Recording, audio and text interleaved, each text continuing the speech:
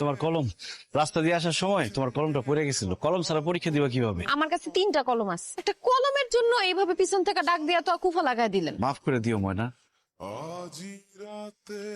আচ্ছা শিমুল ভাই, আপনারা সব সময় দেখি যে রাস্তাঘাটে দাঁড়ায় থাকেন, আবার স্কুল কলেজের সামনে দাঁড়ায় থাকেন। আপনি কি কাজ কাম কিছু করেন না? আর কাজ কাম করে খাওয়া মুখারে, ঘরে তো আর বউ নাই। মনের মতো একজনকে বিয়ে করে ঘরে তুইলা তারপরে কাজ কাম করুন। কাজ কাম না করলে ভালো কোনো মেয়ে আপনারা বিয়ে করবো? বেকার ছেলেরে কোনো ভালো মেয়ে বিয়ে করতে চায় না। কি ব্যাপার মা, তুমি কষ্ট করে বাতাস করতেছো কেন? ফ্যান নষ্ট। ময়না ফ্যানের জন্য ইলেকট্রিক মিস্ত্রি নিয়ে আসছি। এই যে এই ফ্যানটা। কি ব্যাপার শিমুল ভাই, আপনি কি ইলেকট্রিক কাজ করেন নাকি? না, তবে আজকে থেকে শুরু করছি। আজকে থেকে শুরু করছেন মানে? মানে তুমি না বলছো কাজ করতে, তাই ভাবলাম ইলেকট্রিক কাজ শুরু করি। দোয়া করো যাতে আমি অনেক বড় একটা ইলেকট্রিক মিস্ত্রি হইতে পারি আর আমার মনের মানুষকে বিয়ে করতে পারি। ফ্যানটা ঠিক করেন। কি কি হয়েছে আপনার? কারেন্টে শক খাইছি। কাজ না শিখে কেন কাজ করতে আসেন? এখন যদি কারেন্টের শক খেয়ে আপনি মারা যেতেন। হোঁচট না খেলে হাঁটা শেখা যায় না, তেমনি কারেন্টের শক না খেলে ইলেকট্রিক কাজ শেখা যায় না। কি ব্যাপার শিমুল ভাই, ফুল হাতে নিয়ে কার জন্য দাঁড়ায় আছেন? ও বুঝছি, প্রেমিকার জন্য না? আপনারও তাহলে প্রেমিকা আছে, যাই না, ভালো লাগলো। তলে তলে এত দূর। কি যে কম হয় না, এই ফুল তো তোমার দেওয়ার লিগে আনছি। আরে ফুল দে কে? এই কে রে? আমি আপনি এখানে কি করতেছেন? তোমার কাছে আসছি, আমার কাছে আসছেন কেন? তোমার জন্য আচার নিয়ে আসছি। আমার সাহস তো কম না, আপনি আচার দিতে আমাদের বাড়িতে চলে আসছেন। আব্বা যদি দেখে একদম আপনার হাত পা ভাঙা দিব। আপনি জানতো এখান থেকে। মা খুব ভালো আচার বানায়, ভাবছিলাম তুমি পছন্দ করবা। ঠিক আছে, আচ্ছা শুনেন, কিসের আচার? জলপাইয়ের আচার। দেন তো। তুই আচার খালি বই? তুমি বানাইছিলেন আচার? ওইটাই তো খাইতাছিলাম আর পড়তাছিলাম। আরে আমি তো অনেক দিন হলো আচার টাচার বানাই না। বানাইছিলা, তুমি মনে হয় ভুলে গেছো। আমার পড়তে দাও তো, জরুরি পড়া পড়তেছি, পরীক্ষা। আচ্ছা ঠিক আছে, তুই পড়। তুই যদি কইতে না পারস তাহলে কইলাম আমরা ময়নারে কই দিমু যে তুই ময়নারে ভালোবাসস। তাও কই দেবো না, আজকে আমি নিজেই ময়নারে আমার মনের কথা কয়ে দেব।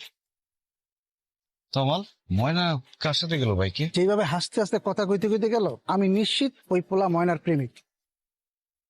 কিরে, কারে খুঁজোস? বুঝোস না, শিমুল ভাইরে খুঁজতেছে। আরে ধুর, কারে খুঁজি না, চল। আপনি তো একদম অমাবস্যার চাঁদ হয়ে গেছেন, আপনার কোথাও দেখাই যায় না। কি ব্যাপার, আজকাল কি নিয়ে এত ব্যস্ত? কি নিয়ে ব্যস্ত সেটা তুমি জেনে কি করবো? আগে তো দেখতাম কলেজের সামনে ব্রিজের ওইখানে দাঁড়ায় থাকতেন, এখন তো আর দেখি না। যার জন্য দাঁড়ায় থাকতাম সে আরেকজনের সাথে বাইকে ঘুরে। ও আচ্ছা, ওই কথা। আরে ওইটা অন্য কেউ না, আমার ফুফাতো ভাই।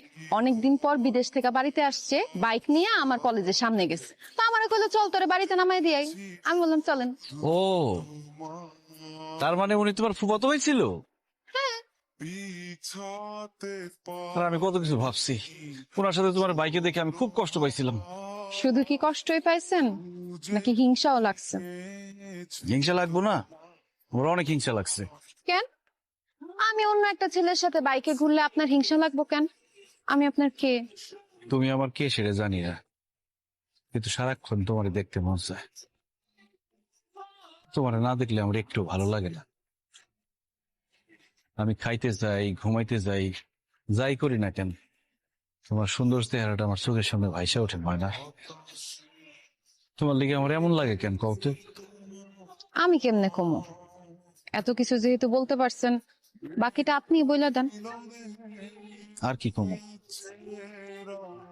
আপনি এত বোকা কেন শিমুল ভাই? সব কথা কইতে পারলেন, আসল কথাটাই কইতে পারতেছেন না। আসল কথা আবার কোনটা?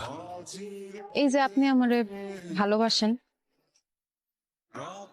কি ব্যাপার, আমার ভালোবাসেন না?